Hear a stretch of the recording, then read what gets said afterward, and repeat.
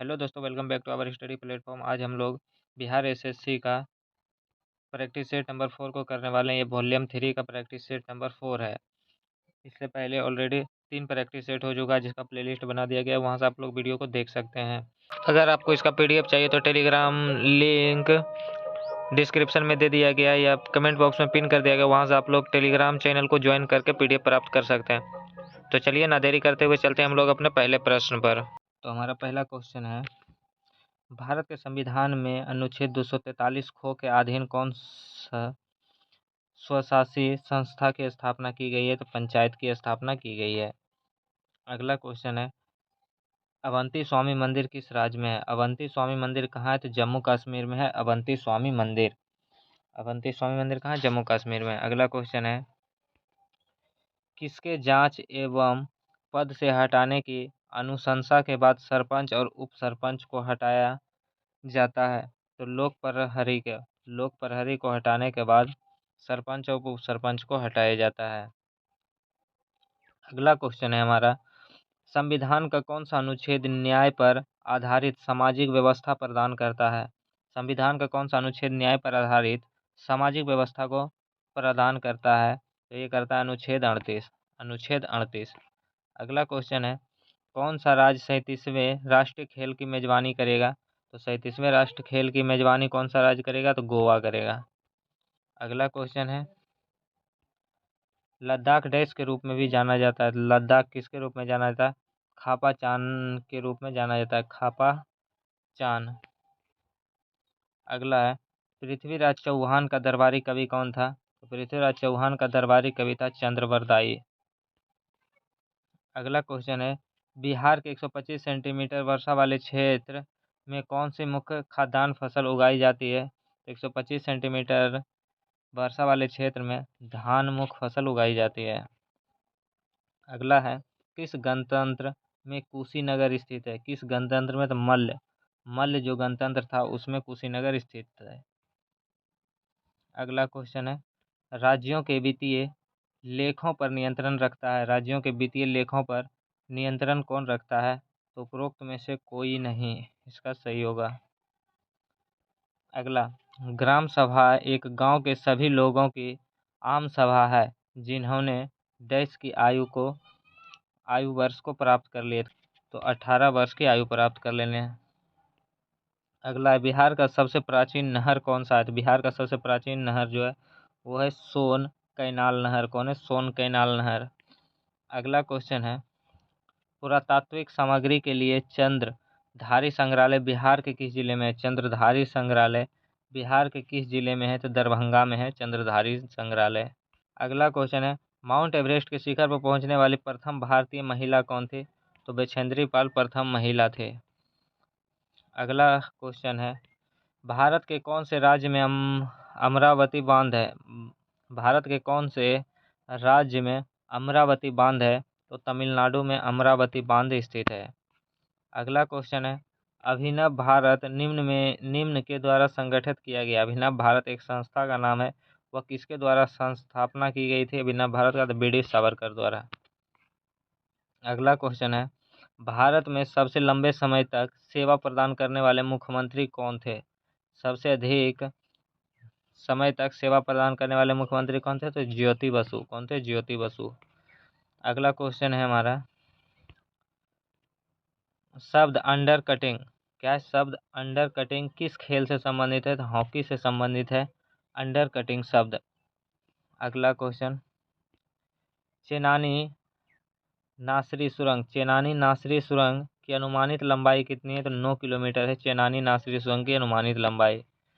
अगला क्वेश्चन है हमारा, भारत में भारतीय नागरिक सेवा दिवस कब मनाया जाता है? भारत में भारतीय नागरिक सेवा दिवस 21 अप्रैल को मनाया जाता है। 11 अप्रैल को क्या मनाते हैं? तो विश्व जनसंख्या दिवस मनाते हैं। क्या मनाते हैं? विश्व जनसंख्या दिवस। अगला है, निम्नांकित में से किस राज्य में विधान परिषद मौजूद है? तो विधान परिषद कहाँ पे मौजूद है ये आपको बताना है। तो उत्तर प्रदेश में विधान परिषद मौजूद है। अगला क्वेश्चन है, भारत का राष्ट्रीय सुरक्षा सलाहकार कौन है?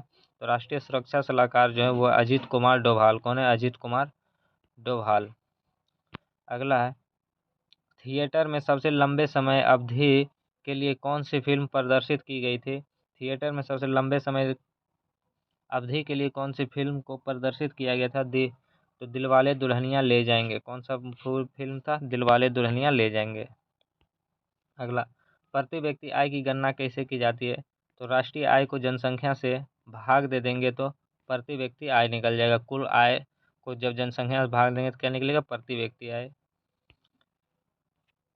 किस अर्थशास्त्री ने निम्नलिखित वाक्यांशों को लोकप्रिय बनाया? प्रत्येक से उसकी क्षमता के अनुसार, प्रत्येक को उसकी आवश्यकता के अनुसार। तो ये किसने कहा था? कार्ल मार्क्स ने कहा था, प्रत्येक को उसकी क्षमता के अनुसार और प्रत्येक को उसकी आवश्यकता के अनुसार। अगला क्वेश्चन है, भारत में राष्ट्रपति किस अनुच्छेद के अंतर्गत राष्ट्रीय आपात घोषित करता है? राष्ट्रीय आपात 352, अनुच्छेद 352। और अगर पूछे राष्ट्रपति शासन किस आर्टिकल के तहत? 356। और वित्तीय आपात अगर पूछे वित्तीय आपात किस आर्टिकल में है? तो 360, आर्टिकल 360 में वित्तीय आपात की चर्चा की गई है। और राष्ट्रीय आपात 356। अगला क्वेश्चन है, शिक्षा का अधिकार की व्याख्या संविधान के किस अनुच्छेद में किया गया है? तो शिक्षा के अधिकार 21A में किया गया है। किस संविधान संशोधन द्वारा? 86वां संविधान संशोधन 2002 द्वारा। अगला, बौद्ध ने अपना पहला उपदेश कहाँ दिया था? तो सारनाथ में दिए थे। अगला है, एक जल संधि क्या है? एक जल संधि क्या है? तो पानी का एक संकरा भाग जो दो बड़ी जलधाराओं को एक दूसरे से जोड़ती है, उसे ही हम लोग जल संधि कहते हैं। क्या कहते हैं? जल संधि। पानी का एक संकरा भाग जो दो बड़ी जल राशि को एक दूसरे से जोड़ती है, तो उसे क्या कहते हैं? संधि कहते हैं, जल संधि। अगला क्वेश्चन है, विवाह नामक विषय इनमें से किससे संबंधित है? तो विवाह नामक विषय किससे संबंधित है? कौन सा सूची है? तो हो जाएगा समवर्ती सूची, विवाह। अगला क्वेश्चन है हमारा, किस संशोधन के तहत भारतीय संविधान के अनुच्छेद 75 में यह जोड़ा गया कि मंत्रिपरिषद प्रधानमंत्री सहित मंत्रियों की कुल संख्या लोकसभा सदस्यों की संख्या के 15% से अधिक नहीं होगी? किस संविधान संशोधन में कहा गया था? तो 91वां संविधान संशोधन 2003 में कहा गया था। अगला है, हल्दी घाटी का युद्ध कब लड़ा गया था? हल्दी घाटी का युद्ध कब लड़ा गया था? 1576 में लड़ा गया था हल्दी घाटी युद्ध। अगला है, मैन ईटर्स ऑफ कुमाऊँ नामक पुस्तक के लेखक कौन है? ये आपको बताना है। तो जिम कॉर्बेट ये पुस्तक के लेखक हैं। अगला क्वेश्चन है, प्रथम अफीम युद्ध, द्वितीय अफीम युद्ध एवं ताइपिंग विद्रोह ये सभी किस देश से संबंधित है? ये सभी विद्रोह चीन से संबंधित है। अगला क्वेश्चन है, एक अधिक प्रति व्यक्ति आय वाले देश अन्य कम प्रति व्यक्ति आय वाले देश से डैश विकसित होगा? तो अधिक विकसित होगा। अगला है, भारतीय संविधान का कौन सा भाग नागरिकता से संबंधित है? तो भाग 2 नागरिकता से संबंधित है। भाग 4 में क्या है? तो नीति निर्देशक तत्व है, DPSP। अगला क्वेश्चन है, 4 जाने माने वर्णों में से पहले स्थान पर कौन सा वर्ण है? 4 जाने माने वर्ण यानी 4 वर्ण का उल्लेख कहाँ है? ऋग्वेद के 10वें मंडल में है, 10वें मंडल में, जिसमें पहला पूछ रहा, पहला स्थान किसका है? तो ब्राह्मण का है पहला स्थान। अगला क्वेश्चन है, 8 ग्रहों में शुक्र सूर्य से कौन सा स्थान है? 8 ग्रहों में शुक्र सूर्य से कौन सा स्थान है? तो आपको बताए थे कि ये सन है, इसके बाद होता है बुध, उसके बाद शुक्र, उसके बाद पृथ्वी, उसके बाद मंगल होता है, उसके बाद एस्ट्रॉयड बेल्ट होता है जिसे क्षुद्र ग्रह कहते हैं, उसके बाद होता है बृहस्पति, उसके बाद शनि, उसके बाद अरुण, उसके बाद वरुण। तो ये होता है, इसे हम लोग आंतरिक ग्रह कहते हैं। बुध शुक्र पृथ्वी मंगल को इसे आंतरिक ग्रह कहते हैं। और बृहस्पति शनि अरुण वरुण ये जो है 4 ग्रह ये बाह्य ग्रह है। इसके बीच में क्या है? एस्ट्रॉयड बेल्ट है, ये सूर्य है। तो क्या पूछ रहा है? 8 ग्रहों के में शुक्र सूर्य के कौन से स्थान पर है? तो ये सूर्य है, उसके बाद बुध, उसके बाद क्या है? बुध, उसके बाद शुक्र, तो ये है हमारा शुक्र। तो शुक्र कौन से स्थान में पर है? तो ये है दूसरे स्थान पर, तो इसका सही हो जाएगा दूसरा। अगला 23.5 डिग्री दक्षिण अक्षांश को क्या कहते हैं? तो मकर रेखा कहते हैं। ये पृथ्वी है, ये ये विषुवत रेखा है, और इसके ऊपर जो होता है 23.5 डिग्री, तो इसे उत्तरी अक्षांश जिसे हम कर्क रेखा कहते हैं, और ये होता है 23.5 डिग्री दक्षिणी अक्षांश जिसे हम मकर रेखा कहते हैं। अगला निम्नलिखित में से कौन पर्वतीय दर्रा भारत, चीन और म्यांमार त्रिसंधि का निर्माण करता है? त्रिसंधि का निर्माण करने वाला दर्रा कौन सा है? तो दीफू दर्रा है। अगला अपूर्वी सिंह चंदेल किस खेल से जुड़ी हुई है? अपूर्वी सिंह चंदेल किस खेल से जुड़ी हुई है? तो शूटिंग से जुड़ी हुई है अपूर्वी सिंह चंदेल। तुर्की की राजधानी का क्या नाम है? तुर्की की राजधानी का क्या नाम है? तो तुर्की की राजधानी है अंकारा। जवाहरलाल नेहरू द्वारा लोकसभा के जनक की उपाधि किसने प्रदान की गई? जवाहरलाल नेहरू द्वारा लोकसभा के जनक की उपाधि किसे प्रदान की गई है? हो जाएगा गणेश वासुदेव मावलंकर, जीवी मावलंकर, लोकसभा के पहले अध्यक्ष। अगला भारत में सबसे बड़ा मठ तवांग मठ, ये कहाँ है तवांग मठ? तो ये है अरुणाचल प्रदेश में। कहाँ है? अरुणाचल प्रदेश में। इंदौर हवाई अड्डा का नाम डैश के नाम पर रखा गया? इंदौर हवाई अड्डा का नाम किसके नाम पर रखा गया? तो देवी अहिल्या बाई होलकर, देवी अहिल्या बाई होलकर। अगर प्रतिष्ठित उपन्यास मालगुडी डेज किसके द्वारा लिखी गई है? तो मालगुडी डेज R.K. नारायण के द्वारा लिखा गया है।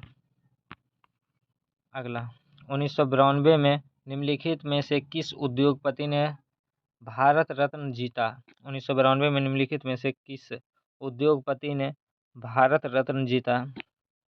तो ये जीता J.R.D. टाटा, J.R.D. टाटा।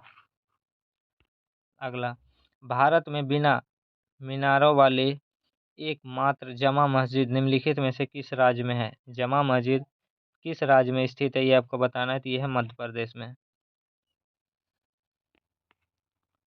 अगला महाभारत में चंदेरी शहर का उल्लेख किया गया है। महाभारत काल के दौरान निम्नलिखित में से कौन चंदेरी का राजा था? महाभारत में चंदेरी शहर का उल्लेख किया गया है। महाभारत काल के दौरान निम्नलिखित में से कौन चंदेरी का राजा था? तो कौन था? शिशुपाल, शिशुपाल चंदेरी का राजा था। अगला क्वेश्चन है बालघाट एवं छिंदवाड़ा जिले में कौन सा खनिज भंडार व्यापक रूप से पाया जाता है? बालाघाट और छिंदवाड़ा जिले में कौन सा खनिज भंडार व्यापक रूप से पाया जाता है? तो पाया जाता है मैग्नीज। कौन सा? मैग्नीज। अगला है बोलते समय संजय की आवाज़ कर्कश और फटने लगती है, उसकी आवाज़ में परिवर्तन होने का क्या कारण है? तो ये यौवनारंभ परावर्तन। क्या है? यौवनारंभ परावर्तन, ऑप्शन बी। अगला क्या होता है जब एक गर्म निकाय ठंडे निकाय के संपर्क में आता है? क्या होता है जब एक गर्म निकाय ठंडे निकाय के संपर्क में आता है? तो क्या होता है? तो ऊष्मा गर्म निकाय से केवल ठंडे निकाय में स्थानांतरित होती है, ऊष्मा गर्म निकाय से ठंडे निकाय में स्थानांतरित होती है। ये हो जाएगा करेक्ट आंसर। अगला है नासा द्वारा अंतरिक्ष शटल में इस्तेमाल किया जाने वाला ईंधन निम्न है। नासा द्वारा अंतरिक्ष शटल में इस्तेमाल किए जाने वाला ईंधन निम्न है, तो ये कौन है? तरल हाइड्रोजन। अगला है निम्नलिखित में से घरेलू वस्तुओं में किन में सल्फ्यूरिक एसिड होता है? किन घरेलू वस्तुओं में सल्फ्यूरिक एसिड होता है? तो बैटरी में होता है। किसमें? बैटरी में। निम्नलिखित में से कौन सी बीमारी परजीवी कृमि के कारण होता है? परजीवी कृमि के कारण होने वाला बीमारी कौन सा है? तो वो है एस्कारियासिस। क्या है? एस्कारियासिस। एक ध्वनि तरंग के लिए आवृत्ति 8800 हर्ट्ज है और किसी दिए गए माध्यम में चाल 352 मीटर प्रति सेकंड है। लहर का तरंगदैर्ध्य क्या होगा? लहर का तरंगदैर्ध्य क्या होगा? तो हो जाएगा 0.04 मीटर। क्या हो जाएगा? 0.04 मीटर। अगला है एक कोशिकीय यूकेरियोटिक को निम्नलिखित में से किस जगत के अंतर्गत समूहीकृत किया गया है? एक कोशिकीय यूकेरियोटिक को निम्नलिखित में से किस जगत के अंतर्गत समूहीकृत किया गया है? ये आपको बताना है किस जगत के अंतर्गत, तो प्रोटिस्टा के अंतर्गत समूहीकृत किया गया है एक कोशिकीय जीव को। अगला क्वेश्चन है, पौधा में लचीलापन के लिए कौन सा ऊतक जिम्मेदार है? पौधे में लचीलापन के लिए कौन सा ऊतक जिम्मेदार है? ये आपको बताना है। है कैलेन कायमा। कौन है? कैलेन कायमा द्वारा पौधे लचीले होते हैं। अगला क्वेश्चन है, हरित लवक युक्त मृदुतक को निम्न रूप में संदर्भित किया जाता है। हरित लवक युक्त मृदुतक को निम्न रूप से संदर्भित किया जाता है। किस रूप में संदर्भित किया जाता है? तो ये हो जाएगा क्लोरोकाइमा के द्वारा संदर्भित किया जाता है। क्लोरोकाइमा के द्वारा हरित लवक। अगला क्वेश्चन है, नेप्थिलीन की गोलियां समय के साथ डैश के कारण गायब हो जाती है। नेप्थिलीन की गोलियां समय के साथ डैश के साथ गायब हो जाती है, तो उद्पातन के साथ गायब हो जाती है। उस उद्पातन में क्या होता है? तो ये डायरेक्ट ठोस को गैस में बदल देता है। ठोस को गैस में बदल देता है और गैस को ठोस में।